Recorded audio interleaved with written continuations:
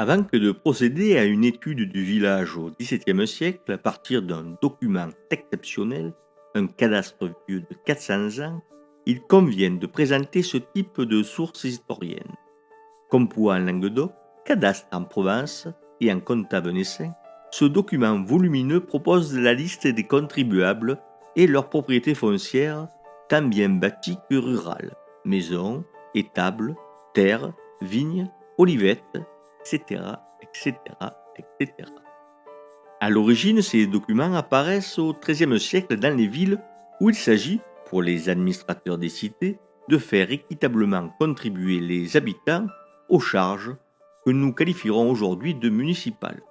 Par exemple, la construction d'une tour sur le tracé des remparts nécessitait un budget, et c'est au prorata de leur richesse foncière que les habitants contribuaient.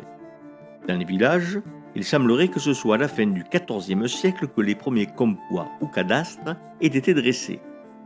Il était alors question de pouvoir répartir entre tous les habitants le montant de la taille royale, impôt naissant et consécutif à la guerre de Cent Ans. En Comtat venaissin, point de roi, puisque le pape est le souverain, mais point de pape à l'époque de la confection de ces livres d'estimation, comme les appelle Monique Zerner, qui étudia dans sa thèse ce réalisé en 1414 sous l'impulsion de l'Assemblée des Trois États, l'institution représentative du comtat. Point de pape parce que trop de papes, jusqu'à 3 simultanément. C'est donc pendant cette période schismatique que furent lancées les enquêtes qui menèrent à l'établissement du premier cadastre de Sérignan du comtat. Celui de 1614 a donc été réalisé 200 ans plus tard et est le digne successeur de ces premiers compois que l'on peut encore consulter aux archives départementales du Vaucluse sous la forme de microfilms. Si les premiers cadastres de 1414 sont les fils de la guerre et qu'ils sont nés de la volonté d'une plus grande justice dans la répartition des charges liées à la défense du comtat face aux armées débandées des mercenaires, routiers et autres soudards mal embouchés, celui du début du XVIIe siècle que vous avez sous les yeux joue le même rôle, mais sa finalité est différente. Il s'agit de répartir les charges liées à l'administration municipale.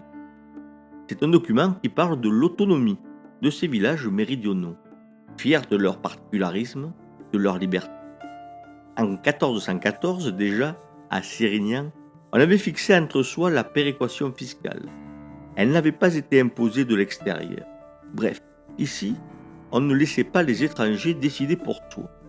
Comme le dit Monique Zerner, l'expérience des cadastres s'est déroulée à un moment d'intense vie publique, dans une société en mutation, diverse, contradictoire. Et c'est bien ce qu'il faut garder en tête lorsqu'on s'intéresse aux cadastres. Ils sont le fruit d'une collaboration au sein d'un espace circonscrit, un territoire. On s'est donc mis d'accord à Sérignan en 1414 et en 1614 pour régler une échelle fiscale pour au mieux répartir l'impôt.